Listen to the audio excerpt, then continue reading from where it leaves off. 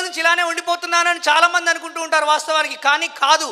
ఆ మార్పు జరగాలి అని అంటే చాలా ఓపిక కావాలి వాస్తవానికి. ఈ ఓపికలు లేవు ఎవరికి. ఇప్పుడు అందరికీ కోరిక ఉంటుంది. కోరిక ఉన్న వాళ్ళందరూ విజయం సాధిస్తారా అని ఆలోచిస్తే అసలు కోరిక లేని ఎవరికైనా ప్రాణం లేని వాటికి మాత్రమే కోరికలు ఉండవు. ప్రాణం ఉన్న ప్రతి జీవికి కోరిక ఉంటుంది. కానీ ఈ కోరిక తీరాలి అని అంటే, ఈ కోరిక కోసం ముందుకు వెళ్ళాలి అని అంటే కొంచెం తీరిక చేసుకొని ఇట్లా కూర్చోవాలి. ఇక్కడికి వచ్చి ఇక్కడైనా కావచ్చు, ఇంకెక్కడైనా కావచ్చు, మనకు కొంచెం జ్ఞానం ఇచ్చే దగ్గరికి వెళ్ళి కూర్చునే తీరిక చేసుకోవాలి. మరి కోరిక ఉండి తీరిక ఉన్న వాళ్ళందరూ ముందుకెళ్ళగలుగుతున్నారా అని అంటే వాళ్ళు కూడా ముందుకెళ్ళట్లేదు.